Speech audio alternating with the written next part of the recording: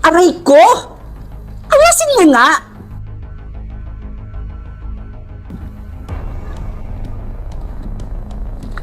Stoy! At sino ka? At bakit basta-basta ka lang pumapasok dito? Let me guess. Transferi ka? Oo. Okay. So kung ganon, makinig ka. Stoy, ikaw. Ipakilala mo nga ako dito. Transferee girl. Siya si Cheska Villanueva at siya rin ang pinakamaangas dito sa classroom. At wala rin pwedeng tumalo sa kanya dito. At lahat ng estudyante dito sa campus ay takot sa kanya. At isa na ako doon. Kaya binabalaan kita. Huwag na huwag kang mag-angas dito or kalabanin naman lang siya kung ayaw mong may mangyari sa'yo hindi maganda. Oh, narinig mo naman siguro yung sinabi niya, di ba? Di ba? Oo, narinig ko. Good. At huwag na huwag kang magkakamaling kalabanin ako or mag-angas-angas man lang dito. Dahil kung hindi, hindi mo magugustuhan yung gagawin ko sa'yo dahil paggagapangin kita. Oo, sige. Pasensya ka na.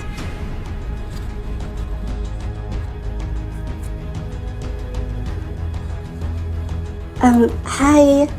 Pwede ba akong umupo? O ano na naman ba to, ha? Pumunta ka dun sa harapan, dun ka umupo dahil ako ang uupo dito. Oh, di ka pa kikilos? O baka naman gusto mong kalad ka rin pa kita papunta dun sa harapan? At teka nga, bakit ba ganyan yung suot mo? Hindi ka pa talaga nag-uniform. Hindi ka sumusunod sa patakaran dito sa eskwelahan. Porket ba transferi ka? Gagawin mo na kung anong gusto mong gawin at kung anong gusto mong isuot? Sorry at pasensya ka na ulit. Doon ka nga! Doon ka umupo sa harapan dahil ako ang uupo dito. Sige, pupunta na ako dun sa harapan. Ano pang tinitingin-tingin mo dyan? Alis na! Alis! Pumunta ka na doon! Go! Pusit! Akin na, bilisan mo. Pagtripan natin.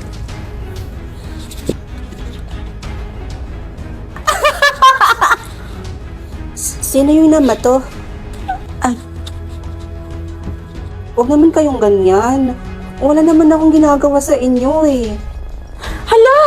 Binato ka nila? Classmates? Sino pa yung namato? Grabe naman kayo ha? Respeto naman sa transferee girl natin. Ano ba kayo? Tsaka classmates, umayos-ayos kayo. Kasi transferee yan eh. Mapapahiya yung eskwelahan natin yan. Nako, Diyos ko, anong oras na? Tapos yung teacher natin, kuno, yung bagong teacher natin, hanggang ngayon wala pa siya. Anong oras na? Kakainis ha? Ilang oras na yung pinaghintay dito?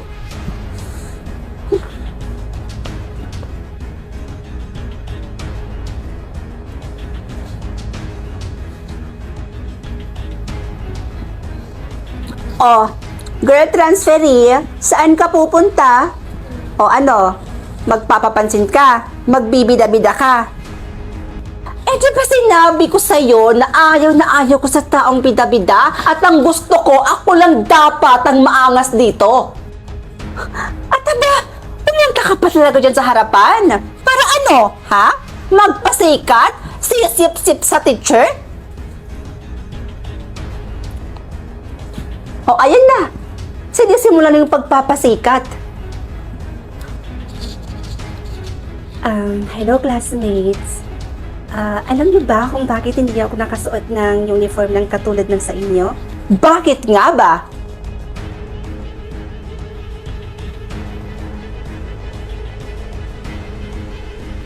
Kasi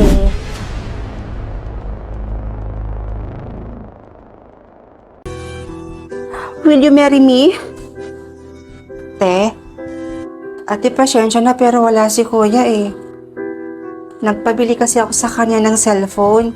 Kailangan ko kasi ng bagong cellphone ngayon para sa ina-applyan kong trabaho. Sorry.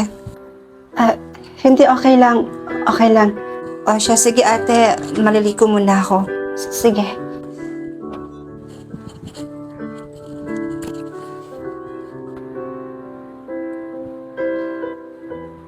Ang laki na ng motel mo. Asensado talaga tong best friend ko na to. Mahirap din magpalakad ng motel, ha? Siya nga pala, bakit ka napadalaw dito? May problema kasi ako. Pakiramdam ko kasi tumututol yung kapatid ng jowa ko na mag-propose ako sa kuya niya. Walang karapatan niyang kapatid niya para tumutol sa inyong dalawa ni Jerome. Gusto mo ba tulungan kita? Wala naman akong gagawin mamaya. Takot lang yun sa akin. Tamo, sasampalin ko yun. Hay nako, siguraduhin mo lang. Oh, bes, andyan na pala yung boyfriend ko. At kasama niya pa yung kapatid niya. Love, will you marry me?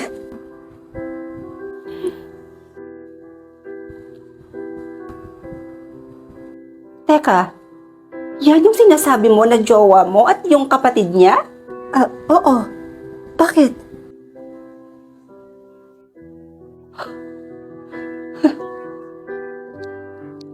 Kaya pala tumututol. Bes, anong ibig mong sabihin?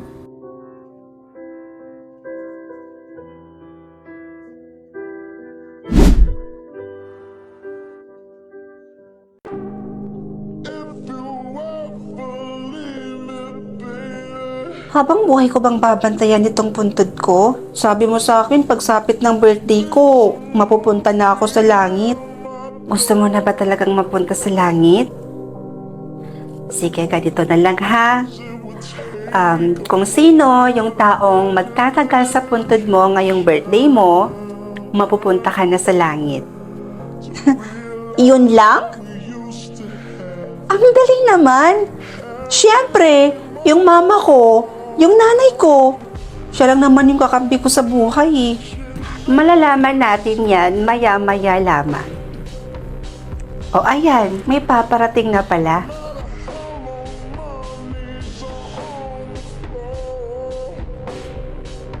Best friend ko.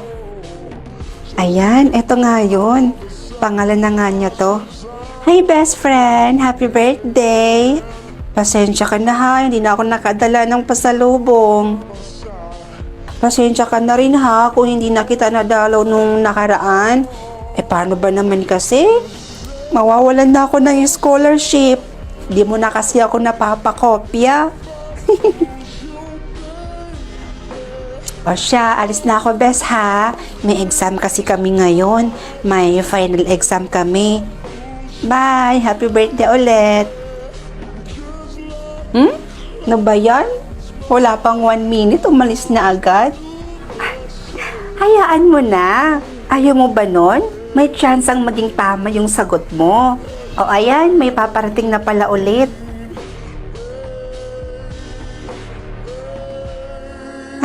Si ate. Hi bunso. Happy birthday. Miss na kita. Miss na ni ate yung boses mo. Miss ko na rin yung pagsabihan mo ko ng, ate, bumaba ka na nga dyan.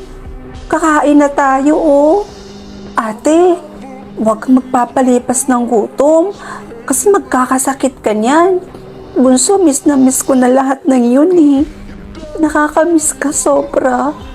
Siguro kung nandito ka lang, tapos buhay ka pa, tapos birthday mo, di sana kumala na tayo ngayon, diba? Magra-rides tayo. Diba gustong-gusto mo yon? Kaso wala ka na eh. Pero ayos lang. Okay lang. Kasi alam ko naman na masaya ka na ngayon.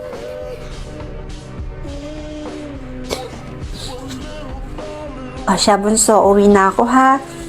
Happy birthday ulit. I love you.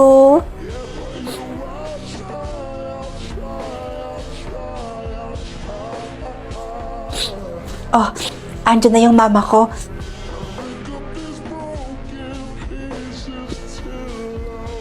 Oh, 'di ba? Sabi ko sa'yo eh. Magtataga talaga yan sa puntod ko. Tingnan mo.